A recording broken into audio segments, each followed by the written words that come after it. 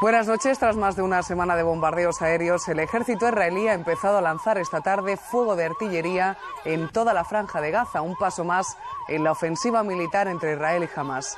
Millones de personas se han movilizado hoy mismo en todo el mundo para pedir que cesen los ataques. Una guerra declarada y desigual en la que el ejército de Israel utiliza la tecnología bélica más moderna para aplastar a Hamás, el movimiento de resistencia islámico que responde con cohetes de fabricación casera.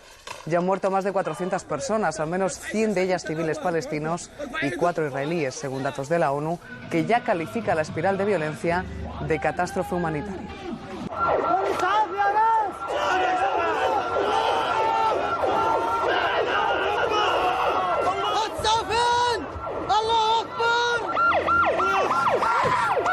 Toneladas de explosivos caían sobre Gaza el último sábado de 2008. Es la última escalada de un conflicto cada vez más sangriento. Desde el día 27, más de 1,5 millones de palestinos viven un infierno del que no pueden salir. Los israelíes vuelven a estar atrapados entre su desmesurada capacidad militar y la necesidad de sobrevivir en un contexto geográfico cada vez más radical.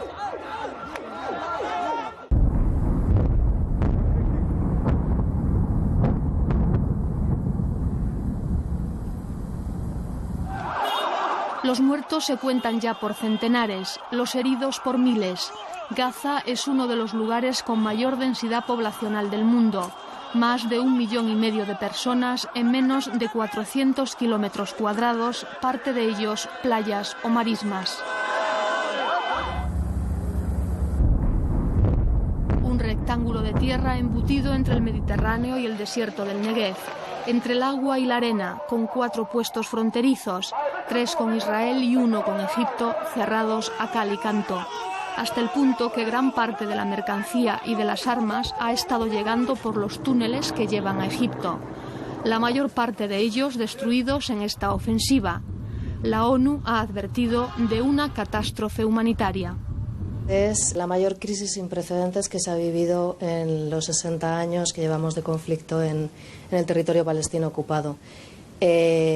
Ahora mismo el número de muertos es muy elevado, incluso de población civil que está muriendo en el conflicto. Hay decenas de personas que están muriendo, hay miles de heridos también y no existe suficientes medicamentos ni suministros médicos en los hospitales para poder hacer frente a toda esta avalancha de heridos que están llegando a los hospitales.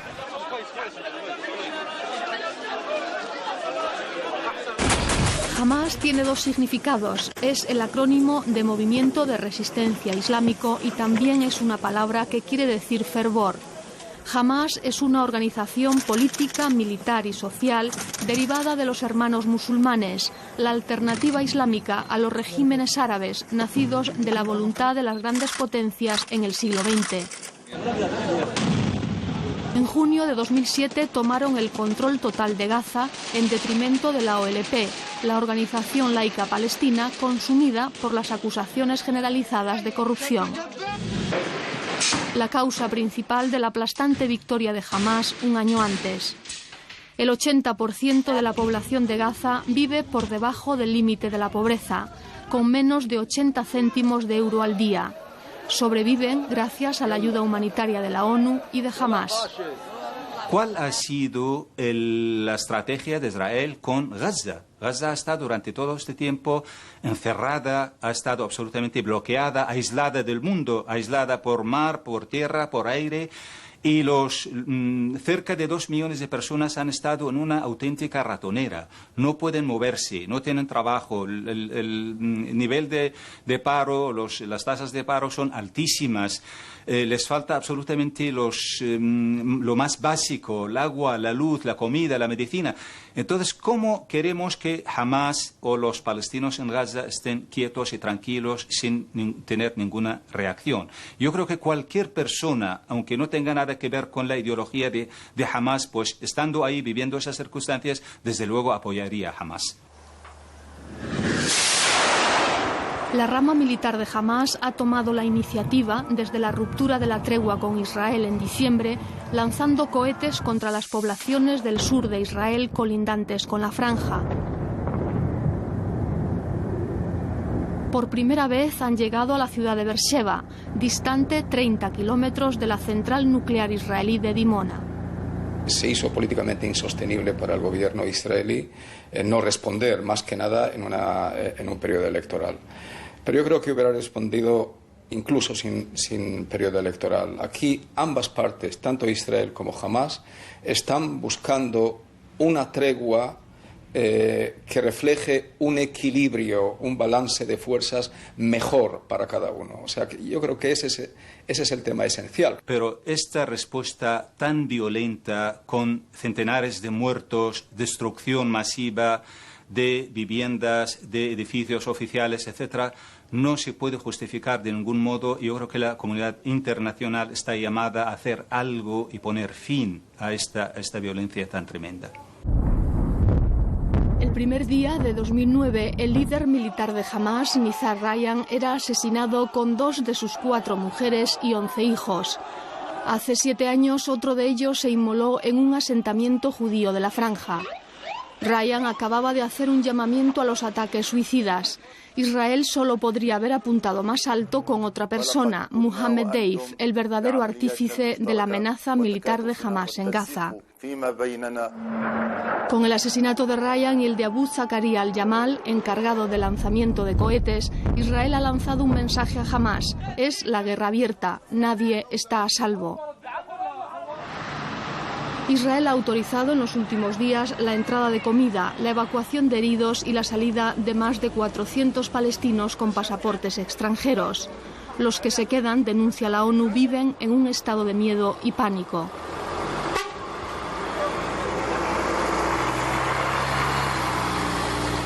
$10.000 reservistas del Sahal, el ejército de Israel, se hallan concentrados a las puertas de Gaza, las que el bíblico Sansón arrancó de cuajo, las que atravesó Napoleón denominándolas el cuartel de África y la entrada de Asia. Desde allí, cuando el conflicto entra en su segunda semana, la artillería israelí ha golpeado toda la franja. Una ofensiva terrestre, la invasión de Gaza que todo el mundo temía, ha comenzado. El ejército de Israel prevé una operación masiva, relámpago. Hamás ha proclamado que nunca se rendirá. Las negociaciones para lograr un alto el fuego se llevan a cabo contrarreloj, sobre todo por parte de la Unión Europea. Europa se está moviendo, la Europa con inspiración francesa, hay que reconocer que está tomando iniciativas muy bienvenidas, lo hemos visto en Georgia, lo estamos viendo ahora. Sería una pena que Europa pierda peso, precisamente cuando Estados Unidos está intentando de recuperar o de tomar el hilo de una nueva política, ¿no? El gobierno israelí ha declarado que esta guerra es excluyente, o ellos o Hamás. El primer test de Obama. Esto no es o nosotros o ellos. Si es o nosotros o ellos, llegamos al apocalipsis. Hay que buscar caminos de entendimiento, hay que abrir canales de diálogo. Yo no veo por qué tenemos que esperar que Hamás nos reconozca para negociar con Hamás. Francamente no lo veo. ¿Por qué? Nosotros hemos esperado que Siria nos reconozca para negociar con Siria. Las manifestaciones en los países árabes se suceden. Sabemos todos que existe un divorcio crónico entre los pueblos árabes y sus gobiernos. Es decir, los gobiernos ya sabemos por dónde van y tienen relaciones con las grandes potencias, particularmente con Estados Unidos, y no pueden tomar unas decisiones en contra de Israel, ni militarmente, ni económicamente, ni de otro tipo. En cambio, sabemos que los pueblos están absolutamente en contra de la política de Israel, y los ánimos están incendiados totalmente en estos tiempos, y todo esto pone la situación de Oriente Medio, de los países árabes particularmente, en una circunstancia, la verdad, es muy complicada y muy difícil, y nunca se sabe cómo se va a terminar. Toda la política ha sido errónea. Tenemos hoy una asignatura urgente. Esa es la asignatura de Obama.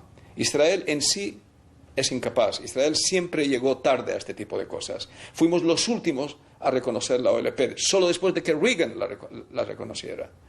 Ese es un defecto enorme que tiene el sistema político israelí.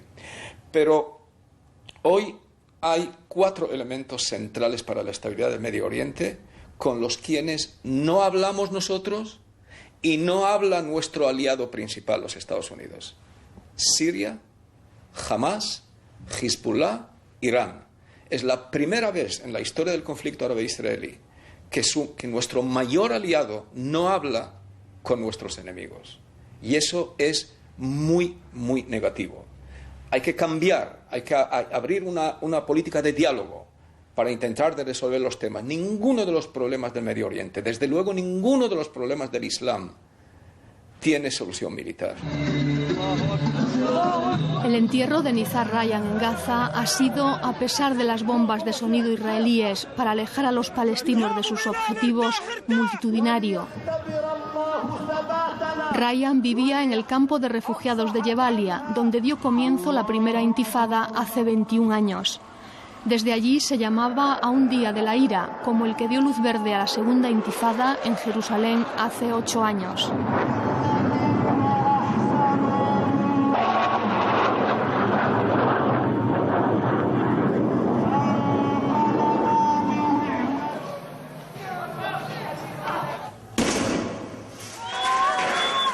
Las nubes del odio en una zona donde el escritor David Grossman, haciendo una llamada al alto el fuego, se pregunta si no se habrá familiarizado ya todo el mundo con la guerra.